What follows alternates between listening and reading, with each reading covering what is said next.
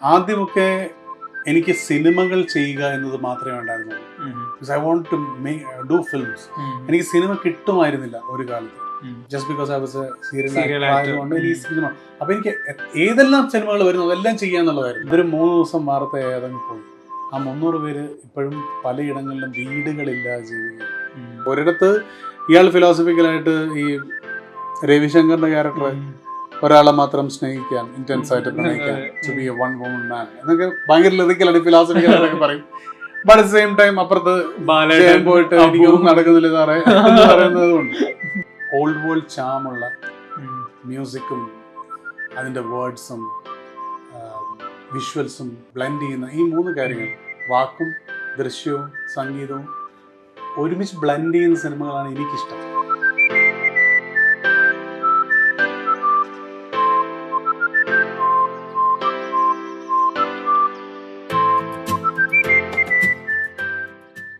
The Q show ടൈമിൽ Anoop Menon, welcome. നമസ്കാരം. നടൻ, തിരക്കഥാകൃത്ത്, സംവിധായകൻ, ഈ 3 തലത്തിൽ നിന്നുകൊണ്ട് സിനിമയെ കാണുന്നത് അല്ലെങ്കിൽ സിനിമയെ അപ്രോച്ച് ചെയ്യുന്ന രീതി 3 തരത്തിലായിരിക്കില്ലേ? മനസ്സിലാക്കുന്നത് എന്നുള്ളത് അറിയില്ല. കാരണം വെച്ചാൽ നമ്മൾ അങ്ങനെ ഒരു രീതിയിൽ നമ്മൾ ചിന്തിക്കില്ലല്ലോ. നമ്മുടെ പ്രൊഫഷനാണോ, നമ്മളത് ഡെയിലി ചെയ്യുന്ന ഒരു കാര്യമാണ്. അപ്പോൾ അതിനകത്തൊരു അണ്ടർസ്റ്റാൻഡിങ്, അസിമുലേഷൻ ഒന്നും പോസിബിൾ അല്ല. പോസിബിൾ ആയിട്ടുള്ള ആൾക്കാരുണ്ടാവും, ഞാൻ അതിൽ പെടുന്നില്ല. ഞാൻ ആസ്വദിക്കുക മാത്രമാണ് ചെയ്യുന്നത്. എനിക്ക് തോന്നുന്നു അതായിരിക്കും ഏറ്റവും കൂടുതൽ നമ്മളെ ഫ്രീ ആയിട്ട് നിർത്തുന്ന ഒരു കാര്യം. നമ്മളത് അണ്ടർസ്റ്റാൻഡ് ചെയ്യാനൊക്കെ ശ്രമിച്ചാൽ പിന്നെ ഭയങ്കര കോംപ്ലിക്കേഷൻ. അപ്പം അങ്ങനെയില്ല. Just enjoying what I am doing. ഇതേ അറിയുള്ളൂ, ആകെ അറിയാവുന്നൊരു കാര്യം അതാണ്. ഈ ആസ്വദിക്കുന്ന രീതിയിലാണെങ്കിലും ഒരു നടൻ എന്ന രീതിയിലായിട്ടും കൂടുതൽ ഇപ്പോൾ പലപ്പോഴും ഒരു എഴുത്തുകാരനോ അല്ലെങ്കിൽ സംവിധായകനാകുമ്പോൾ സിനിമയെ കുറച്ചുകൂടി ഉള്ളിലോട്ട് ഇറങ്ങിച്ചെന്ന് ആസ്വദിക്കുന്ന രീതി കൂടെ ഉണ്ടല്ലോ. ഇപ്പോൾ ഒരു എലമെന്റിന് മാത്രം ഫോക്കസ് ചെയ്യാതെ ഇപ്പോൾ നടനാകുമ്പോൾ ഒരു അഭിനേതാവിനെ ശ്രദ്ധിക്കുന്നു എന്നതിനപ്പുറത്തോട്ട് സംവിധായകനാകുമ്പോൾ ഒരു ടോട്ടാലിറ്റിയിൽ കുറച്ചും കൂടെ ഫോക്കസ് ചെയ്യുന്നില്ലേ? അതെ, അല്ല അത് ഞാൻ പറഞ്ഞു. ഇപ്പോൾ നമ്മളൊരു മറ്റൊരു സിനിമ കാണുമ്പോഴാണ് ഇത് സംഭവിക്കുന്നത്. നമ്മുടെ അടുത്ത കാലത്തൊരു നല്ലൊരു cinema, power of A dog എന്നൊരു പടം, ജെയിൻ ക്യാമ്പിയൻ ചെയ്തൊരു സിനിമയാണ്.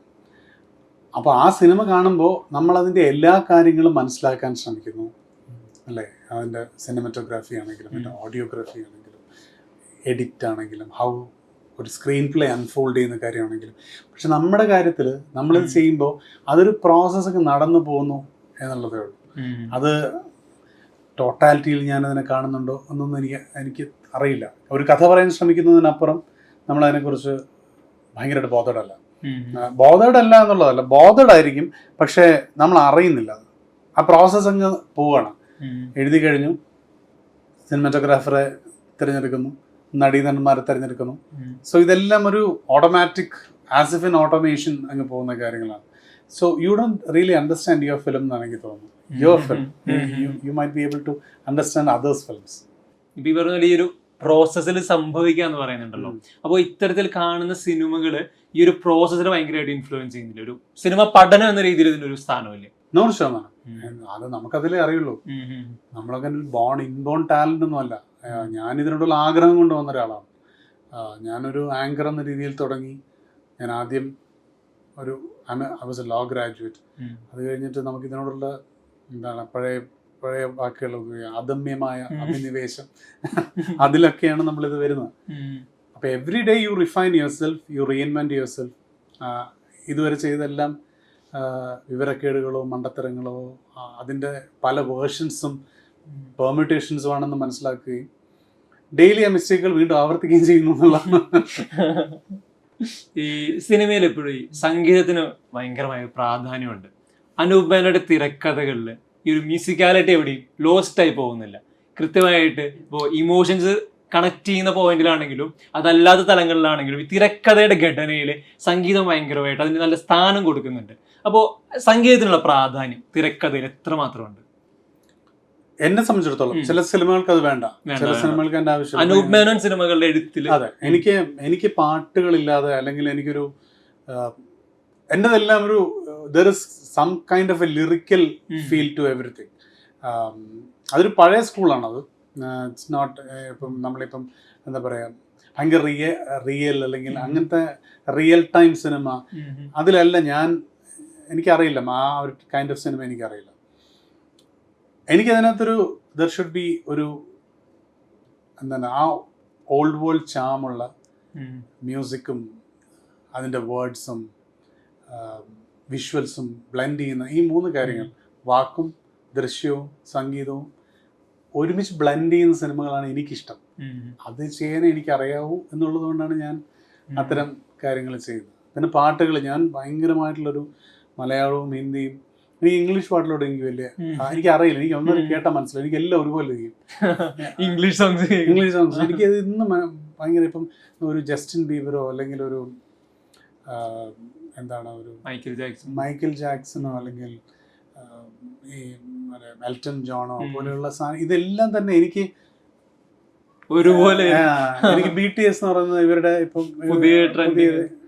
I fail to comprehend it. എനിക്ക് അറിയില്ല, ഞാൻ കേൾക്കാൻ ശ്രമിക്കാറുണ്ട് ഇതെല്ലാം തന്നെ, റൈറ്റ് ഫ്രം മറ്റേ എന്താണ് ഈ പഴയ ഡോൺ വില്യംസ് പോലെയുള്ള ക്ലാസിക്കൽ കൺട്രി സോങ്സ് മുതൽ ഇന്ന് ഈ പറയുന്ന പുതിയ ആൾക്കാരുടെ BTSും അതുപോലെ തന്നെ അഡേൽ എന്നൊക്കെ പറയുന്ന പുതിയ സിംഗേഴ്സിനെ കേൾക്കാൻ ശ്രമിക്കാറുണ്ട്.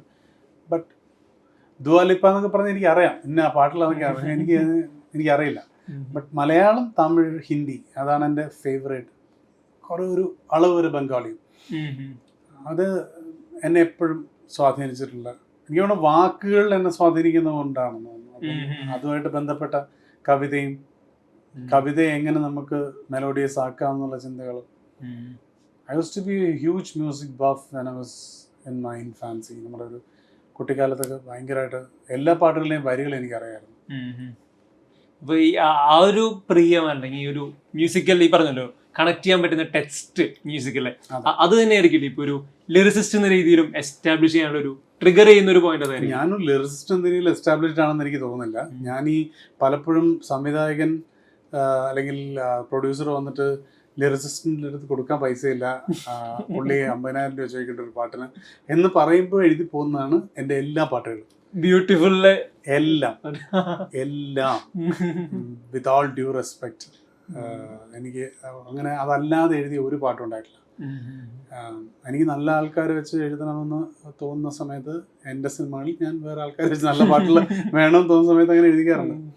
പിന്നെ പലപ്പോഴും ഈ ഒരു ഡിപ്പാർട്ട്മെന്റിന് അങ്ങനെ ഭയങ്കരമായിട്ടുള്ളൊരു ഇത് കൊടുക്കാറില്ല. പിന്നെ I think I can supply words more than ഒരു അസാമാന്യമായ കവിതയോ ഒന്നും ചെയ്യാൻ പറ്റില്ലെങ്കിലും എനിക്ക് മ്യൂസിക്കിനനുസരിച്ച് വാക്കുകൾ കൊടുക്കാൻ പറ്റും. അതിനകത്ത് ഏകദേശം ഒരു രൂപഭദ്രതയൊക്കെ ഉണ്ടാവുമെന്നാണ് എനിക്ക് തോന്നുന്നത്. അതിനപ്പുറം ഒരു കവിയോ ലിറിസിസ്റ്റോ അല്ല ഞാൻ. പൈസ ഇല്ലാത്ത ടൈപ്പാണ്. ഇപ്പോൾ നേരത്തെ പറഞ്ഞല്ലോ ഇതൊരു ഓൾഡ് സ്കൂൾ സ്റ്റൈലാന്ന് പറഞ്ഞല്ലോ, ഒരു പോയറ്റിക് ആയിട്ടുള്ള ഒരു അപ്പീൽ സിനിമയ്ക്ക് കൊടുക്കുന്നത്. അത് ക്ലാസിക് ആണ്. ഓൾഡ് സ്കൂൾ എന്നുള്ളത് അല്ലാതെ എല്ലാ കാലത്തേക്കും ഉള്ളതാണ് ആ സാധനം എന്ന് പറയുന്നത്. എവർഗ്രീൻ സ്വഭാവത്തിൽ നിൽക്കുന്നത്. മറ്റതെല്ലാം ഒരു ഷോർട്ട് ലിവ്ഡ് എഫിമറൽ ആയിട്ടുള്ള കാര്യങ്ങളാണ്. ഈ പറയുന്ന ഈ ജോൺറൈസ് എല്ലാം തന്നെ ഇങ്ങനെ ഈ എല്ലാം റിയൽ ആയിട്ട് കാണിക്കുക, ഇതെല്ലാം മാറും. അതെല്ലാം അതൊക്കെ ഒരു കാലഘട്ടത്തിന്റെ ഒരു കാലത്ത് മിമിക്രി ബേസ് ചെയ്യുന്ന സിനിമകൾ ഉണ്ടായിട്ടുള്ള പോലെ ഇപ്പം നമ്മളൊരു ഇപ്പം ഈ സംസാരിക്കുന്ന കാര്യങ്ങൾ ഇപ്പം ഇതൊരു അപ്പുറത്തൊരു CCTV ക്യാമറ വെച്ച് ചെയ്താൽ അത് ഈ തരം സിനിമയായി. അതിൽ ബ്രില്യൻ്റ് ആയിട്ടുള്ള സിനിമകളുണ്ട്, അത് ബ്രില്യൻ്റ് ആയിട്ട് വർക്ക്ഔട്ട് ചെയ്യുന്ന സിനിമകളുണ്ട്. ബട്ട് അതൊക്കെ അത് മാറും, അത് മാറിയെടുത്ത്. പക്ഷെ ഇതെന്ന് പറയുന്നത്, ഈ ബ്ലെൻഡ് എന്ന് പറയുന്നത് that's right from West Side Story ഒക്കെ പോലെ അന്ന് കണ്ടാലും നമുക്ക് ഇന്ന് കണ്ടാൽ, അല്ലെങ്കിൽ സൗണ്ട് ഓഫ് മ്യൂസിക് കാണുമ്പോഴും ഒരു ഗോഡ് ഫാദർ കാണുമ്പോഴും ദാറ്റ്സ് ക്ലാസിക്, ദാറ്റ്സ് ഒരു എവർ ടൈം ആണ്. അപ്പൊ ഇത്തരത്തിലുള്ള ഒരു ഫിലിം മേക്കിങ്ങിനുള്ള ഒരു പ്രിയം അല്ലെങ്കിൽ ഒരു ഇഷ്ടം, അതില് ആ ഒരു ഇഷ്ടമാണ് ഇപ്പോ ബ്യൂട്ടിഫുൾ ചെയ്യുമ്പോൾ അതിലൊരു തൂവാനത്തുമ്പികളുടെ റെഫറൻസ് വരുന്നു. അപ്പൊ അത്തരത്തിലുള്ള റെഫറൻസുകൾ പത്മരാജന്റെ സിനിമകള്, അപ്പൊ അതെല്ലാം ഈ ഒരു ജോണറിനോട് അല്ലെങ്കിൽ ഈ സ്റ്റൈൽ ഓഫ് ഫിലിം മേക്കിങ്ങിനുള്ള ഇഷ്ടം. അതൊന്നും തന്നെ ഇന്റൻഷനൽ ആയിട്ട് നേരത്തെ ചെയ്ത കാര്യങ്ങളല്ല. കാരണം ബ്യൂട്ടിഫുൾ ഏകദേശം മുഴുവൻ സിനിമയും ആ സെറ്റിൽ ഇരുന്ന് എഴുതിയ സിനിമയാണ്. അപ്പൊ അവിടെ മേഘന വരുന്ന ആ സീക്വൻസ് ചെയ്യുമ്പോൾ ഇയാൾ അവിടെ ഇരുന്ന് ഒരു സിനിമ കാണുന്നുണ്ട്, സ്റ്റീഫന്റെ ക്യാരക്ടർ. ആക്ച്വലി നമ്മൾ ആ സീനിൽ ഷോലയോ മറ്റോ ആണ് നമ്മൾ ഇട്ടിരുന്നത്. അല്ല, ഷോലയല്ല, വേറെ ഏതൊരു സിനിമയായിരുന്നു. ഷോല വേറൊരു സീക്വൻസ് ഉണ്ട്. അപ്പൊ അന്ന് കൊണ്ടുവന്ന കാസറ്റ് മാറിപ്പോയതാണ്. തൂവാനത്തുമ്പികൾ അത് വന്നതാണ്. അപ്പൊ ഞാൻ നമുക്കത് റെഫറൻസ് അങ്ങനെ എടുക്കാം. മേഘന ഒരു മഴയത്ത് വരുന്നതായിട്ട് എടുക്കാം. അങ്ങനെ മാറിയതാണ്. അല്ലെങ്കിൽ നേരത്തെ കാലേക്കൂട്ടി ചിന്തിച്ച ഒരു കാര്യമല്ല. അതുപോലെ തന്നെയാണ് ലോഡ്ജില് തങ്ങളുടെ ക്യാരക്ടർ വരുന്നുണ്ട്, ഒരു എക്സ്റ്റൻഷൻ പോലെ വരുന്നുണ്ട്. അതും ഈ പറഞ്ഞ പോലെ ഇതൊന്നും ഇന്റൻഷനൽ ആയിട്ട് നേരത്തെ ചെയ്തതല്ല. അത് എഴുതി വന്നപ്പോ അവിടെ ഈ കന്യക എന്നുള്ള ക്യാരക്ടറിനെ, നമ്മുടെ തെസ്നികാന്റെ ക്യാരക്ടറിന് ആ വെളിയിൽ പോകാൻ ഒരു സ്പേസ് വേണം. ഇപ്പുറത്ത് വന്നിട്ട് ഇവര് അതായത് ജയൻ വെളി വന്ന് കന്യകയെ കാണുന്നൊരു സ്പേസ് വേണം. അപ്പൊ അതിനിടയിൽ ഒരു സിനിമാറ്റിക് ജമ്പ് വരാതിരിക്കാൻ വേണ്ടി ഒരു ക്യാരക്ടർ അവിടെ കൊണ്ടുവരാന്ന് വിചാരിച്ചിട്ട് ഞാൻ അപ്പൊ ചെയ്താണ് തങ്ങൾ എന്നുള്ള ക്യാരക്ടർ. അല്ലാതെ ഇത് നേരത്തെ സ്ക്രിപ്റ്റിൽ ഉണ്ടായിരുന്നല്ല. സോ ഇത് രണ്ടും വളരെ കോയിൻസിഡന്റലി വന്നു പോയ കാര്യങ്ങളാണ്. തങ്ങളും അതെ ക്ലാരയും അതെ. ഇപ്പൊ ഈ ഒരു കോയിൻസിഡൻസിന് അപ്പുറത്തോട്ട് ഈ പത്മരാജൻ സിനിമകൾ അല്ലെങ്കിൽ തൂവാനത്തുമ്പികൾ സ്പെസിഫിക് ആയി പറയുകയാണെങ്കിൽ അനൂപ് മേനോൻ റൈറ്ററെ ഇൻഫ്ലുവൻസ് ചെയ്തിട്ടുണ്ട് എന്നെ. ഓൾമോസ്റ്റ് തൂവാനത്തുമ്പികൾ എന്നുള്ളത് പത്മനാഭൻ സാറിനെന്നുള്ളതല്ല, ഓൾമോസ്റ്റ് ആ കാലഘട്ടത്തിലെ എല്ലാ റൈറ്റേഴ്സും, M T sir of course, Padmanabhan sir, എനിക്ക് അതിനേക്കാളും ഒക്കെ എന്നെ ഇൻസ്പയർ ചെയ്തതും ഒക്കെയാണ് കെ ജി ജോർജ് സാറിന് സാർ. അദ്ദേഹത്തിൻ്റെ അത് ഇന്ന് ആലോചിക്കുമ്പോൾ അദ്ദേഹം എങ്ങനെ അത് അന്ന് ചെയ്തു എന്നാലോചിച്ച് അത്ഭുതപ്പെടുന്ന സിനിമകളാണ് കെ ജി ജോർജ് സാറിൻ്റെ. എനിക്ക് തോന്നുന്നു ഈ പറയുമ്പോഴൊന്നും ഈ ജോർജ് സാറിൻ്റെ സിനിമകൾ വളരെ കുറച്ച് പേരെ പറയാറുള്ളൂ. ആദാമിൻ്റെ ഭാര്യയല്ല, അല്ലെങ്കിൽ മറ്റൊരാൾ, അല്ലെങ്കിൽ അങ്ങനത്തെ സിനിമകളൊക്കെ എത്ര ഇരകൾ ഗ്രേറ്റ് ഫിലിംസ്. അപ്പോൾ എന്നെ ഭയങ്കരമായിട്ട് ഇതാക്കിയിട്ടുള്ള ആൾക്കാരാണ് ജോർജ് സാറൊക്കെ. ആ സമയത്തുള്ള എല്ലാ റൈറ്റേഴ്സും അതെ. ഇപ്പൊ ഗുൽസാർ സാറിന്റെ സിനിമകൾ, ഇവൻ എജാസത്ത് എന്നൊക്കെ പറഞ്ഞ ചില സിനിമകളുണ്ട്, അതൊക്കെ അൺസങ് സിനിമകളാണ്.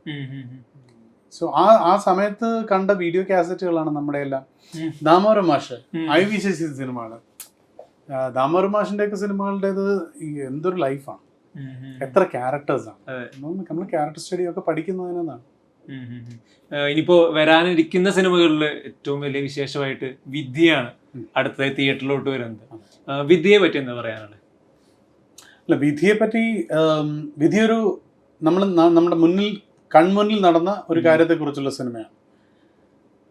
അപ്പോൾ അത് എനിക്ക് പേഴ്സണലി എന്നെ ഒരുപാട് വേദനിപ്പിച്ച ഒരു 300ഓളം കുടുംബങ്ങളെ വഴിയാധാരമാക്കിയ ഒരു നടപടിയാണ്. ഒരു ഇൻസിഡന്റ് ആയിരുന്നു. നമ്മുടെ ഒരു പെഡസ്ട്രിയൻ അല്ലെങ്കിൽ ഹോക്കേഴ്സിനെ പോലും ഒരു വഴിവക്കിൽ നിന്ന് മാറ്റുമ്പോൾ ഒരു ഹ്യൂ ആൻഡ് ക്രൈ ഉണ്ടാക്കുന്ന നമ്മുടെ ഹ്യൂമൻ റൈറ്റ്സ്. 300 പേരെ വെളിയിലാക്കിയവരെ, അതും ഈ ഫ്ലാറ്റിൽ താമസിക്കുന്നവരെല്ലാവരും സമ്പന്നരാണ് എന്നുള്ള അതല്ല. ഒരു എൻറ്റയർ ലൈഫിന്റെ സമ്പാദ്യം ഒരു കൂര ഉണ്ടാക്കാൻ വേണ്ടി മാറ്റിവെച്ച് അത് കൊണ്ടുപോയി ഇട്ട ആൾക്കാരാണ്. സോ അത് ഭയങ്കര വിഷമമുള്ള ഒരു കാര്യമാണ്. അതിൻ്റെ ആ ഫ്ലാറ്റ് പൊടിഞ്ഞു വീഴുമ്പോൾ താഴെ നിന്ന് കൈയടിച്ച ആളുകളുണ്ട്. അതെന്ത് മനോവികാരത്തിലാണെന്ന് അറിയാം. പൊതുബോധത്തിന് ഇതെല്ലാം പണക്കാരുടെ എന്നൊരു അല്ല. ഇനി പണത്തിൽ എന്താണ് കാര്യം? ഒരാളുടെ വീട് ഇല്ലാതാക്കുന്നതിന് സമ്പന്നനെന്നോ പാമരനെന്നോ അല്ലെങ്കിൽ പിന്നെ പാവപ്പെട്ടവനെന്നോ ഇല്ലല്ലോ. ഒരാളുടെ വീട്, അതിപ്പം ഒരു ചെറിയ വീടാണെങ്കിലും വലിയ വീടാണെങ്കിലും ഒരു ജീവിതത്തിൽ ഇല്ലാതാക്കുന്നു. അപ്പൊ അത് കേരള മനസാക്ഷി അതിനെ ശരിക്കും ഉൾക്കൊണ്ട് പ്രതികരിച്ചിട്ടുണ്ടോ എന്ന കാര്യത്തിൽ എനിക്ക് സംശയമുണ്ട് ഇപ്പോഴും.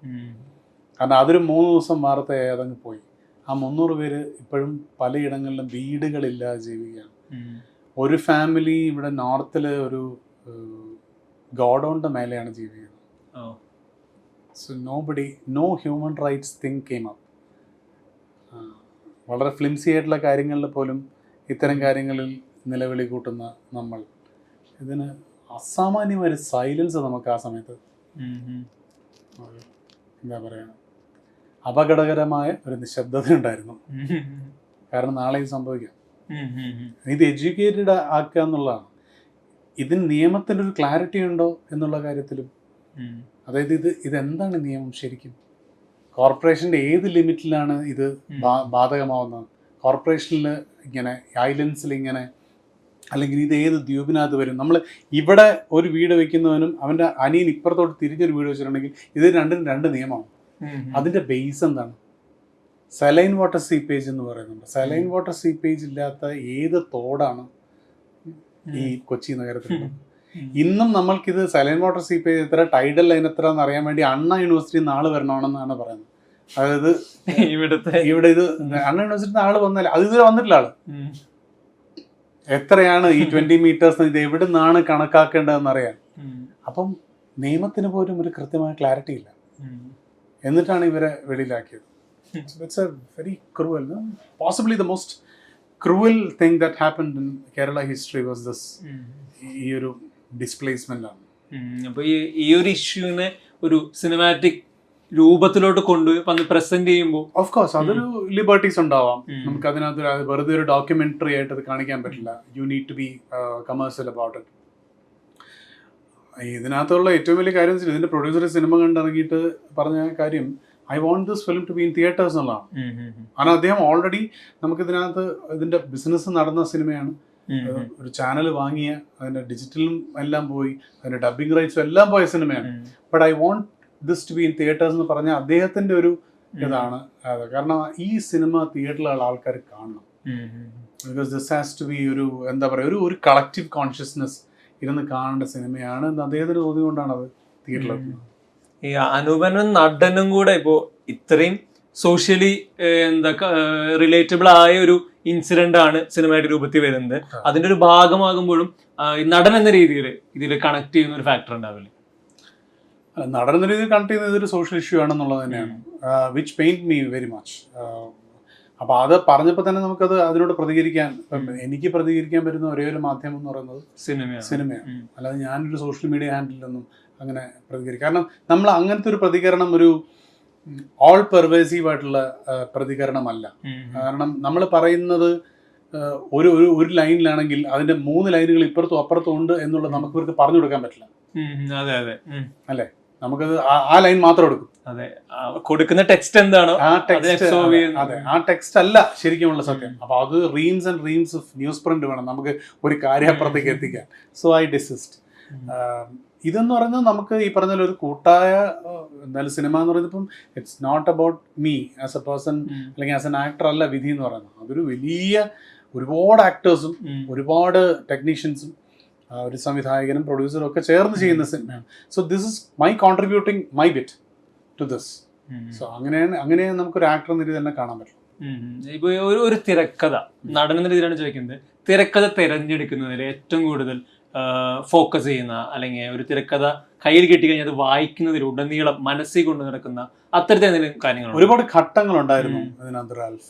എന്ന് വെച്ചാല് ആദ്യമൊക്കെ എനിക്ക് സിനിമകൾ ചെയ്യുക എന്നത് മാത്രമേ ഉണ്ടായിരുന്നുള്ളൂ. I want to do films. എനിക്ക് സിനിമ കിട്ടുമായിരുന്നില്ല ഒരു കാലത്ത്.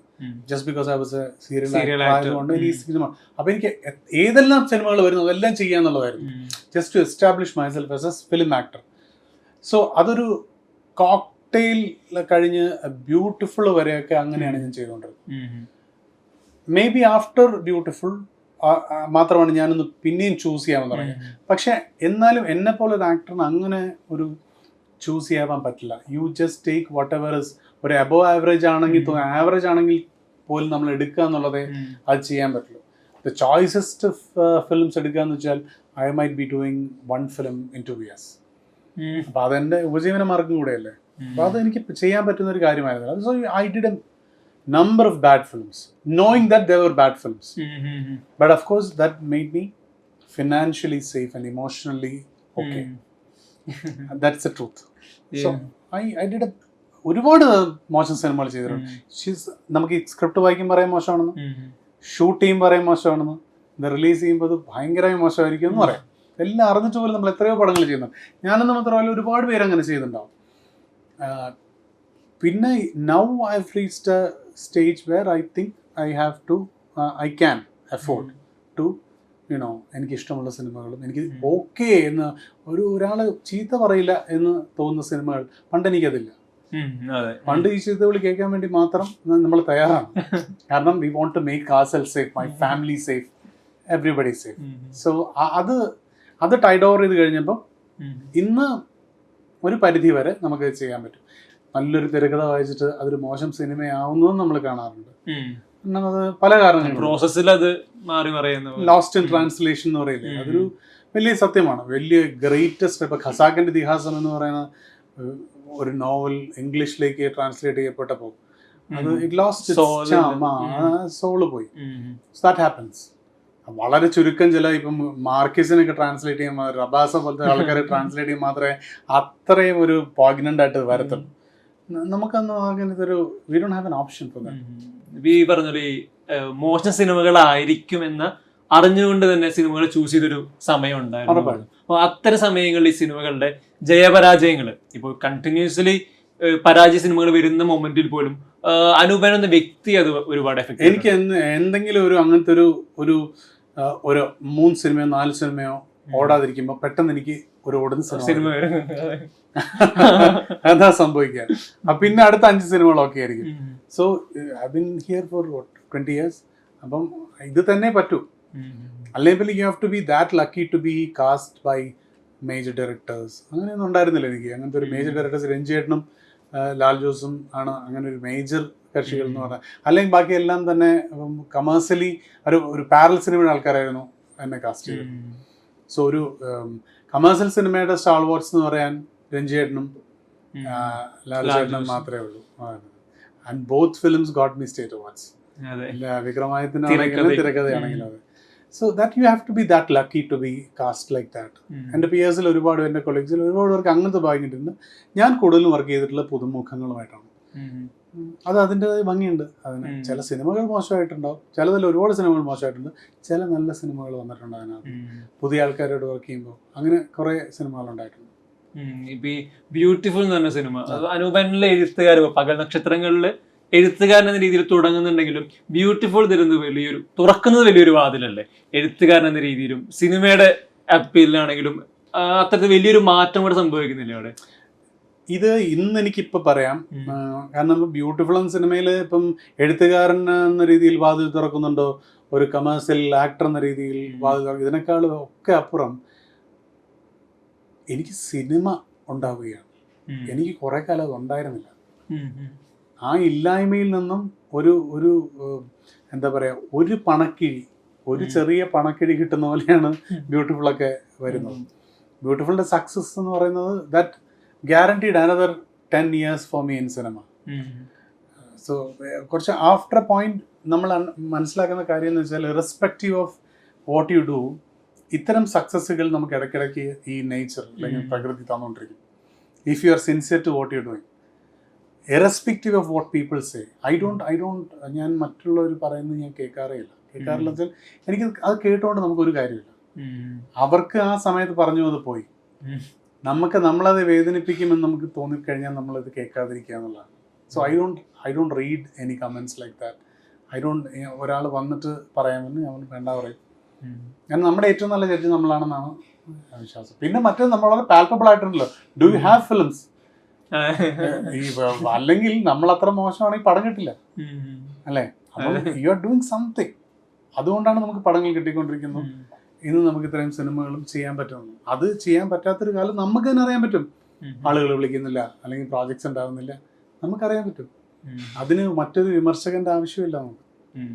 നമ്മൾ തന്നെയാണ് നമ്മളെ you know were you stand. ഈ എഴുതിയ തിരക്കഥകളിലാണെങ്കിലും അനൂപ് മേനോൻ തന്നെ പറഞ്ഞിട്ടുണ്ട്, ഇതിനു മുന്നേ പറഞ്ഞിട്ടുണ്ട്, ഹ്യൂമൻ റിലേഷനുകളെ ഭയങ്കരമായിട്ട് ഫോക്കസ് ചെയ്യുന്ന, അതിൽ ഭംഗി കണ്ടെത്തുന്ന ഒരു എഴുത്തുകാരൻ കൂടിയാണ്. ഇപ്പോൾ ജോണും സ്റ്റീഫനും ആണെങ്കിലും ദാവീദും ഗോലിയാത്തി വന്നാലും എല്ലായിടത്തും ഇത്തരത്തിലുള്ള 1-2 പേരിൽ ഒതുങ്ങി നിൽക്കുന്ന ഇമോഷണൽ കണക്ട് ഫീൽ ചെയ്യുന്നുണ്ട്. എന്തുകൊണ്ടാണ് ഇപ്പോഴും അത്തരത്തിലൊരു അപ്രോച്ച് യൂസ് ചെയ്യുന്നത്? ഞാൻ അത്തരം സിനിമകളിലോട്ടാണ്. ഇപ്പം ഞാനത് മാറി എങ്ങനെ എഴുതിയ ഒരു സിനിമ എന്ന് പറയാവുന്ന ഇപ്പോൾ വരാൽ എന്ന് പറഞ്ഞ പടമായിരിക്കും, കണ്ണന്റെ പടമായിരിക്കും. അത് ഒരുപാട് പേരെ ഉൾപ്പെടുത്തിക്കൊണ്ടുള്ള സിനിമയാണ്. എനിക്ക് തോന്നുന്നു അതിന് 50 നോൺ ആർട്ടിസ്റ്റുകൾ തന്നെയാണ്, 50ഓളം പേര്. അപ്പം അത് ദാറ്റ് ഈസ് ദെയർ. പിന്നെ മറ്റൊരു പടം ഡി കമ്പനിയിലെ ഗാങ്സ് ഓഫ് ബാക്കി എല്ലാം തന്നെ ഈ ഇൻട്രാപേഴ്സണൽ റിലേഷൻഷിപ്സിൽ ഐ ലൈക്ക് ദാറ്റ് എക്സ്പ്ലോറേഷൻ. എനിക്ക് ഇഷ്ടമാണ്. 2 പേരും തമ്മിലുള്ള ഡൈനാമിക്സ് എക്സ്പ്ലോർ ചെയ്യാൻ എനിക്ക് ഭയങ്കര ഇഷ്ടമാണ്. സോ ചിലപ്പോൾ എനിക്ക് അതേ അറിയുള്ളൂ, അങ്ങനെ വരാൻ കേട്ടോ. ചിലപ്പോൾ അതുമായിരിക്കാം. എനിക്ക് മറ്റൊരു തരത്തിൽ ഇപ്പോൾ ശങ്കരാമകൃഷ്ണനൊക്കെ ചെയ്യുന്ന പോലെ ഒരു ഹിസ്റ്റോറിക്കൽ ഡ്രാമ, അവൻ അതിൻ്റെ ആളാണ്. അതൊക്കെ ഭയങ്കര ഇഷ്ടമാണ്. അവൻ വലിയ പടങ്ങളാണ് അവൻ്റെ മനസ്സിലുള്ള. എൻ്റെ ചെറിയ സിനിമകളാണ് എൻ്റെ അതിലുള്ള. എനിക്ക് അതിനുള്ള ഒരു ഇൻ്റലക്ച്വൽ പ്രോഗ്രസ് ഇല്ലാത്തതുകൊണ്ടായിരിക്കാം എനിക്ക് I can't write script like Urumi. എനിക്ക് പറ്റില്ല. എനിക്ക് അത്രയും ലിറിക്കലായിട്ടുള്ള ഒരു ഒരു വലിയ വലിയ ഹിസ്റ്ററി ആയിട്ട് ബന്ധപ്പെടുത്തി അതിന് ഐ കാൺ ഡു ഇറ്റ്. ഈ ഇന്റർപേഴ്സണൽ റിലേഷൻഷിപ്പുകൾ ഫോക്കസ് എന്ന് പറയുമ്പോഴും അതിന്റെ ഒരു സ്വഭാവത്തിൽ ഈ ഒരു ഷോർട്ട് സ്റ്റോറിയുടെയോ നോവലിന്റെ ഒക്കെ ഒരു സ്വഭാവം ഇവിടെ ഒളിഞ്ഞിരിപ്പില്ലേ? വായന അത്ര മാത്രം അനൂപ് ഹെൽപ്പ് ചെയ്തിട്ടുണ്ട്. 100%. എന്റെ സ്ട്രെസ് ബസ്റ്റർ ആണ് റീഡിംഗ് എന്ന് പറയുന്നത്. If at all I am stressed I read right from the beginning. പിന്നെ ഈ നോവൽസും ഷോർട്ട് സ്റ്റോറീസും ആണ് whatever little I am. ഇത് തന്നെയാണ് അതിന്റെ കാരണം. അച്ഛൻ ഉണ്ടാക്കി തന്നൊരു ശീലമാണ് ഈ ലൈബ്രറി എന്ന് പറയുന്നത്. ലോ കോളേജ് പഠിക്കുമ്പോഴായാലും ആർട്സിലായാലും ഒക്കെ ഈ ലൈബ്രറിയാണ് എന്നെ. ക്രൈസ്റ്റ് സ്കൂളിൽ പോലെ ഈ സ്പുട്നിക് എന്നൊക്കെ പറഞ്ഞൊരു റഷ്യൻ മാഗസിൻ വരുമായിരുന്നു. അപ്പം അതിനകത്ത് വരുന്ന കൊച്ചു കൊച്ചു ചെക്കോവിൻ്റെയും സോൾഷനിസ്റ്റിൻ്റെയും അങ്ങനെ ഒരുപാട് പേര് ഷോളക്കോവ് അവരൊക്കെയാണ് നമ്മുടെ ഫോർമേറ്റീവ് ഇയേഴ്സിൽ നമ്മൾ ഇതാവുന്നത്. ഞാൻ അത്രത്തോളം ഇന്ന് വായിക്കുന്നില്ല, അതാണ് സത്യം. ഇനിയിപ്പോ സംവിധായകനായിട്ട് കിങ് ഫിഷ് ആണ് വരാനിരിക്കുന്നത്. അപ്പോൾ സംവിധായകനാവുന്നത് ഈ പറഞ്ഞ പോലെ വളരെ യാദൃശ്ചികമായിട്ടായതാണെന്ന് അറിയാം. സിനിമയുടെ ഒരു പ്രൈവറ്റ് സ്ക്രീനിങ്ങിന് ശേഷം മോഹൻലാൽ തന്നെ പറഞ്ഞിരുന്നു സിനിമയെ പറ്റി ഒരുപാട് വലിയ അഭിപ്രായം തന്നെയാണ് മോഹൻലാൽ പറഞ്ഞിരുന്നത്. അപ്പോൾ കിങ് ഫിഷ് ഇതുവരെ തിയേറ്ററിലോട്ട് വന്നിട്ടില്ല. ഷൂട്ടിംഗ് കഴിഞ്ഞ് പ്രോസസ്സ് കഴിഞ്ഞിട്ട് 1 വർഷത്തോളം ആവുന്നു. എന്നാണ് കിങ് ഫിഷിന് പറ്റിയത്? കിങ് ഫിഷിന് ഒരു ടെക്നിക്കൽ ഗ്ലിച്ച് ഉണ്ടായി at the end of the thing. ആ ഗ്ലിച്ച് ഞങ്ങൾ പരിഹരിച്ചുകൊണ്ടിരിക്കുകയാണ്. മാർച്ച് ഏപ്രിൽ ആകുമ്പോഴേക്കും അത് റെഡിയാവും. അത് വി നീഡ് ടു റീഷൂട്ട് അല്ലെങ്കിൽ ഒരു റീഅഡ്ജസ്റ്റ് ദ ഹോൾ തിങ്. അത് ചെറിയൊരു ടെക്നിക്കലാണ്. സോ അതാണ് കിങ് ഫിഷിൻ്റെ കാര്യം. കിങ് ഫിഷിന് ശേഷം ഞാൻ ചെയ്ത സിനിമ പത്മയാണ്. മിക്കവാറും പത്മയായിരിക്കും ആദ്യം വരാൻ പോകുന്നത്. എൻ്റെ സംവിധായക അതിക്രമം അതായിരിക്കണം. പത്മനാണെങ്കിൽ ഇപ്പോ സുരഭി ലക്ഷ്മി ആയിട്ടുള്ള ഒരു കോമ്പിനേഷൻ വരുന്നുണ്ട്. നാഷണൽ അവാർഡ് വിന്നിംഗ് ആക്ട്രസ് കൂടിയാണ്. അവരെ എങ്ങനെയാണ് ഇപ്പോ സുരഭി ലക്ഷ്മിയെ പോലെ ഒരു നടി അനൂപ് മേനോൻ സിനിമയുടെ ഭാഗമാവുന്നത്? അവരെ ചൂസ് ചെയ്യും കൂടിയാണല്ലോ. ആ ഒരു പിക്ക് എങ്ങനെയായിരുന്നു? സുരഭി പറഞ്ഞൊരു കാര്യമുണ്ട്. സുരഭി ഞാൻ കാസ്റ്റ് ചെയ്ത് നമ്മൾ ഷൂട്ടിങ് ഇറങ്ങുമ്പോൾ സുരഭി പറഞ്ഞൊരു കാര്യമാണ്, ഈ അനൂപ് മേനോൻ ഹീറോയിൻ എന്ന് പറയുന്നത് ഈ ഗോൾഡൻ ലൈറ്റിൽ ബ്രൗൺ ഹെയർ അല്ലെങ്കിൽ ഒരു ബർഗണ്ടി ഹെയർ ഒക്കെ വെച്ച് ഒരു ഗുച്ചി ബാഗ് അല്ലെങ്കിൽ ഒരു LV ഷൂ ഒക്കെ ഇട്ട് അങ്ങനെ ഒരു ഇതാണ് യൂഷ്വലി കാണുന്നത്. അപ്പോൾ എന്നെ ഇതിനകത്തേക്ക് വരുമ്പോൾ നിങ്ങൾ ഇങ്ങോട്ടേക്ക് വരികയാണോ ഞാൻ അങ്ങോട്ടേക്ക് വരികയാണോ? ഞാൻ പറഞ്ഞു സുരഭി, ഞാൻ ബേസിക്കലി സുരഭിയെ പോലെയുള്ള ആൾക്കാരെ കണ്ടു വളർന്ന ആളാണ്. ഞാൻ വളരെ മിഡിൽ ക്ലാസ് ആണ്. എൻ്റെ തോട്ട്സും ഇതുമെല്ലാം തന്നെ മിഡിൽ ക്ലാസ് ആണ്. ഇറ്റ് സോ ഹാപ്പൻ ദാറ്റ് ഈ ചില സിനിമകൾ അങ്ങനെ ചെയ്തു എന്നതിനപ്പുറം I am this guy who deals with personal relation. അതിപ്പം അത് വി ഡോണ്ട് നീഡ് എന്താണ് ഒരു ഷാർലറ്റ് ടിൽബറി മേക്കപ്പ് ആണോ അല്ലെങ്കിൽ അത് ഒരു മാക്കിൻ്റെ മേക്കപ്പ് ആണോ എന്നുള്ളത് it doesn't matter. It's all human അല്ലേ? It's about heart. So Padma is one of my favorite films. For the record, to me it's my best film so far. So Padma ആയിരിക്കും ആദ്യം ഇറങ്ങാൻ നമ്മൾ പ്രതീക്ഷിക്കുന്നു. Closely followed by Kingfish and വരാൽ. പിന്നെ 19ാം നൂറ്റാണ്ട് വിനയൻ സാറിൻ്റെ പടമാണ്. Then there is ഒരു ന്യൂ കമറിൻ്റെ വീണ്ടും ഒരു പടം നമ്മൾ ചെയ്തിട്ടുണ്ട്. അത് 21 grams എന്ന സിനിമയാണ്. ബിപിൻ കൃഷ്ണന്റെ പുതിയ പയ്യനാണ്, ദീപക് മ്യൂസിക്. സോ അതും ഈ പറഞ്ഞ പോലെ ഞാൻ പത്മ ഷൂട്ട് ചെയ്യുന്നതിന്റെ ഒരു പത്മയുടെ ഡിസ്കഷൻ ടൈമിലാണ് അദ്ദേഹം വന്ന് ഈ കഥ പറഞ്ഞത്. അതൊരു ത്രില്ലറാണ്. And I think it has come out well. So 21 grams ഉണ്ട്. ഒരു 10 കൽപ്പനകൾക്ക് ശേഷം അനൂപ് മേനോൻ നായകനായി വരുന്ന ഒരു മുഴുനീള ത്രില്ലർ സിനിമ എന്ന പ്രത്യേകത ഉണ്ടല്ലോ. 10 കൽപ്പനകൾ പിന്നെ അങ്ങനത്തെ ഒരു ഇൻവെസ്റ്റിഗേഷൻ, ഇതൊരു പ്യുവർ ഇൻവെസ്റ്റിഗേഷൻ ട്രാക്കാണ്. ഇതിന്റെ climax portion actually blown me off. അതാണ് ആ സമയത്ത് അപ്പം തന്നെ നമ്മൾ ഡേറ്റ് ഉണ്ടാക്കുകയും അപ്പം തന്നെ സിനിമ തുടങ്ങുകയും ചെയ്തു. എനിക്ക് തോന്നുന്നു ആ സിനിമ വളരെ പെട്ടെന്ന് സംഭവിച്ച സിനിമയാണ്. നമ്മൾ കഥ കേട്ട് ഒരു 1.5 മാസത്തിനകം പടം തുടങ്ങി. അങ്ങനത്തെ ഒരു സിനിമയായിരുന്നു 21 grams. Should be good film. നമ്മൾ നേരത്തെ ഹ്യൂമൻ റിലേഷൻഷിപ്പ് അല്ലെങ്കിൽ ഇൻട്രാപേഴ്സണൽ റിലേഷൻഷിപ്പ് പറഞ്ഞ പോലെ തന്നെ പ്രണയത്തിനും പല മാനങ്ങൾ കൊടുക്കുന്നുണ്ടല്ലോ. അപ്പോൾ ഈ പ്രണയത്തിന് അത്രമേൽ ഇഷ്ടപ്പെടുന്ന അല്ലെങ്കിൽ പ്രണയത്തിന്റെ പല രീതിയിലുള്ള ഭാവങ്ങൾ ഇഷ്ടപ്പെടുന്ന ഒരു വ്യക്തി കൂടിയാണോ? എനിക്കറിയില്ല. അങ്ങനെ പ്രണയത്തോടല്ല, എനിക്ക് മനുഷ്യനോടാണ്, ലൈഫ് സിറ്റുവേഷനോടാണ് എൻ്റെ താല്പര്യങ്ങൾ. പിന്നെ നമുക്ക് ഉപജീവന മാർഗം കണ്ടെത്തി കഴിഞ്ഞാൽ ഏതൊരു വ്യക്തിയും അവൻ്റെ രണ്ടാമത്തേത് എന്ന് പറയുന്ന ഓപ്പോസിറ്റ് സെക്സിനോടുള്ള അട്രാക്ഷനും ഇൻട്രാക്ഷനുമാണ്. അല്ലേ? ഒരു 10 ആണുങ്ങൾ കൂടി സംസാരിക്കുന്ന വിഷയങ്ങൾ, 10 ആണുങ്ങൾ കൂടുമ്പോൾ സംസാരിക്കുന്ന വിഷയങ്ങളിൽ 99% എന്തായിരിക്കും നമുക്ക് രണ്ടുപേർക്കും അറിയാം, സ്ത്രീകളും അതെ. അപ്പൊ അത് എതിർ ഇതിനെക്കുറിച്ചുള്ള ചിന്തകളും വിചിന്തനങ്ങളും ഒക്കെ തന്നെയാണ്. സോ അതിന് പ്രണയം മാത്രമല്ല, അതിനകത്ത് എല്ലാം ഉണ്ട് അല്ലേ, പ്രണയവും കാമനയും എല്ലാം ഉള്ളതാണ്.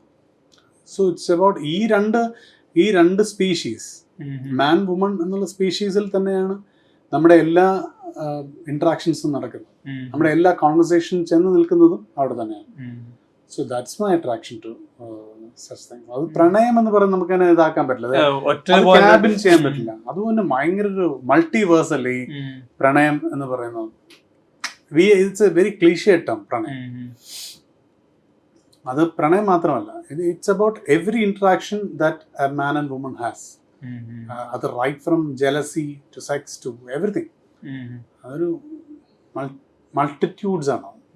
ഈ എഴുത്തുകാരെന്ന രീതിയിൽ എഴുതുന്ന ഡയലോഗുകളിലും പല സമയങ്ങളിലും ഒരുപാട് എലാബറേറ്റ് ചെയ്യുന്ന ഡയലോഗ് കാണാറുണ്ട്. ചില സമയങ്ങളിൽ ഭയങ്കര ഷോർട്ട് ആൻഡ് ക്രിസ്പ് ആക്കിയിട്ട് കൺവേ ചെയ്യുന്നത് കാണാറുണ്ട്. ഈ ഡയലോഗ് എഴുത്തിൽ കൃത്യമായിട്ട് ഇതായിരിക്കണം പറയുന്ന ഡയലോഗ് എന്ന് ഉറപ്പിക്കുന്ന ഒരു മൊമെന്റ് ഉണ്ടാവില്ല? ഇല്ല, എനിക്കറിയില്ല, ഉണ്ടോന്നറിയില്ല. അത് ഇറ്റ് ജസ്റ്റ് ഹാപ്പൻസ്. ഇതിനകത്ത് ഒരുപാട് വലിയ റിസർച്ചോ ചിന്തയോ ഒന്നുമില്ല. അത് people who work with me know that. അപ്പം എഴുതിരത്താഴങ്ങൾ ഷൂട്ട് ചെയ്യുമ്പോൾ മിയയ്ക്കൊക്കെ ഡയലോഗ് കിട്ടുന്നത് ജസ്റ്റ് ബിഫോർ ദ ഷോട്ടാണ്. So Mia was first day ഒക്കെ മിയയ്ക്ക് ഒട്ടും, ജയനൊക്കെ അറിയാം, ജയസൂര്യ അതൊക്കെ നന്നായിട്ട് അറിയാവുന്നതാണ്. സുരേഷ് ഏട്ടൻ ഡോൾഫിൻസ് ചെയ്യുമ്പോൾ സുരേഷ് ഏട്ടന് ആക്ച്വലി കഥ അറിയില്ല, എന്നെ വിശ്വസിച്ചങ്ങ് ചെയ്യാൻ. അപ്പോൾ ഈ ഇടയ്ക്ക് ഒരു 1.5 പേജ് ഉള്ളൊരു ഡയലോഗും സാധനങ്ങളും ഇപ്പൊ ഭയങ്കര ഇതായിട്ട് പോകുന്ന, വൈറലായിട്ട് പോകുന്ന ഒരു ഡയലോഗാണ്. പുള്ളി പഴയ കാലത്തെ കുറിച്ച് പറയുന്നത്. അത് അപ്പൊ എഴുതി കൊടുത്താണ്. അപ്പൊ അത് പുള്ളി അപ്പൊ തന്നെ വായിച്ചിട്ട് ഇതെനിക്ക് എന്ത് ചെയ്യാൻ പറ്റില്ല, നമുക്ക് ഒരു 2 ദിവസം കഴിഞ്ഞ് ചെയ്യാം. ഞാൻ പറഞ്ഞു, ചേട്ടാ പത്രവും ലേലമൊക്കെ ചെയ്ത ആളല്ലേ, ഇതൊന്നും ഒന്നുമല്ല എന്ന് എനിക്കറിയാം. ഈടിട് അതുപോലെ ലാലേട്ടനും പകൽ നക്ഷത്രങ്ങളിൽ ഭയങ്കര ലിറിക്കൽ ആയിട്ടുള്ള അല്ലെ, മനുഷ്യൻ സംസാരിക്കാത്ത സിനിമയുടെ ഭാഷയും മറ്റൊരു അത് വേണമെന്ന് ചെയ്താണ്. അത് പർപ്പസ്ഫുൾ ആണ്. കാരണം അയാൾ ലിറിക്കലായിട്ട് സംസാരിച്ചാലേ സിദ്ധാർത്ഥൻ ഒരു അബവ് ദ ഗ്രൗണ്ട് ആയിട്ടുള്ള ഒരു ക്യാരക്ടറായിട്ട് നമുക്ക് തോന്നുള്ളൂ. സിദ്ധാർത്ഥൻ ഫ്ലോട്ട് ചെയ്യുന്ന ഒരാളാണല്ലോ. അയാളുടെ കുറച്ചുകൂടെ ഗ്രൗണ്ടഡ് ആയിട്ടുള്ള വേർഷനാണ് അയാളുടെ മകനായ ആദി. അവൻ വളരെ ഗ്രൗണ്ടഡ് ആണ്. അവന്റെ സിദ്ധാർത്ഥൻ അതല്ല. സിദ്ധാർത്ഥൻ കുറച്ച് പുകച്ചുരുളിന്റെ മേലെയാണ് എല്ലാ. സിദ്ധാർത്ഥൻ ഇവിടത്തെ ഒരു ബീയിങ് ആണ് പോലും പലപ്പോഴും. ഹീസ് ലെവിറ്റേറ്റിംഗ്, ഓൾ ത്രൂ ലെവിറ്റേറ്റിംഗ് ആണ് അത്.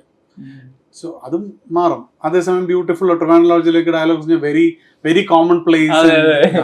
ഈ പറഞ്ഞ ഒരു ലിറിക്കൽ അപ്രോച്ചിന് അപ്പുറത്തോട്ടായിട്ട് രണ്ടും ഉണ്ട്.